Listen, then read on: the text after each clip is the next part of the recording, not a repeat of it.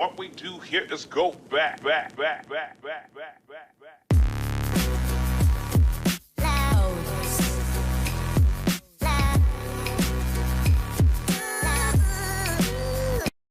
আসসালামু আলাইকুম viewers, Amina's kitchen থেকে আমি আমিনা বলছি। আজকে আমি ঢেঁড়স ভর্তা করব আর সেটাই আপনাদের সাথে শেয়ার করছি।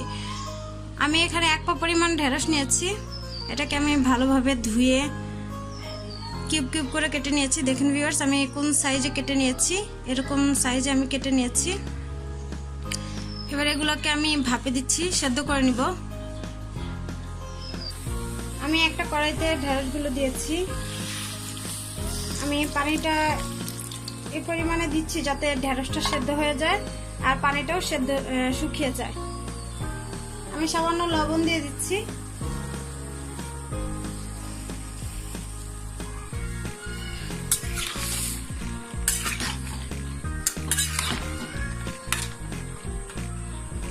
আমি এই পরিমাণ পানি দিয়েছি, এতে ঢেঁড়সটা সেদ্ধ হয়ে যাবে আর আমার পানিটা শুকিয়ে যাবে।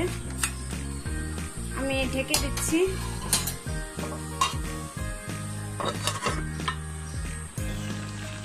বলক চলে এসছে। এখন আমি চুলার আঁচটা একদম বাড়িয়ে দেব পানিটা শুকানোর জন্য।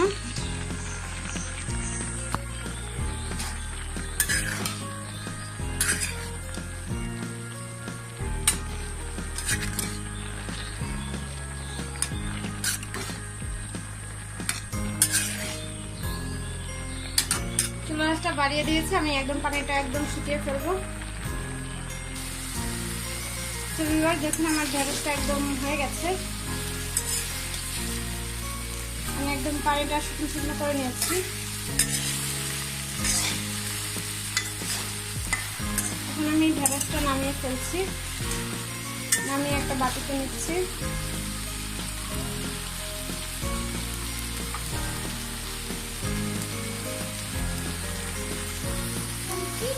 আমি এখানে ঢেঁড়স ভর্তা করার জন্য একটা শুকনো মরিচ ভেজে নিয়েছি আর পেঁয়াজ কুচি নিয়েছি।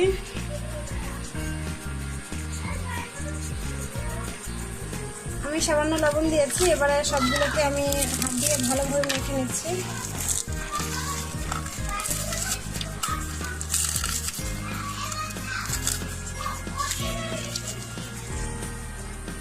তো ভিউয়ার্স, আমি হাত দিয়ে পেঁয়াজ আর শুকনো মরিচটা মেখে নিয়েছি। এর মধ্যে আমি সরিষার তেল দিয়ে দিচ্ছি।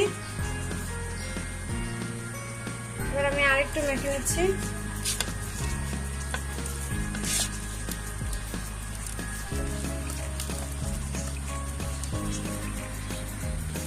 এবার আমি ঢেঁড়সগুলো দিয়ে সব মশলাগুলো মিক্স করে নিচ্ছি। একদম ভর্তা বানিয়ে ফেলবো। এখন হাত দিয়ে মিক্স করে নেব।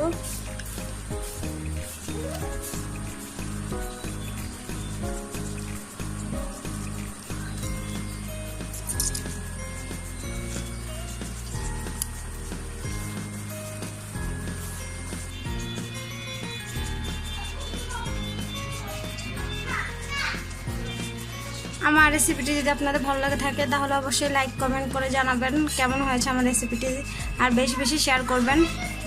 আর যারা এখন আমার চ্যানেলটি সাবস্ক্রাইব করেনি করে ফেলবেন। সো ভিউয়ার্স, ভালো থাকবেন। আসসালামু আলাইকুম।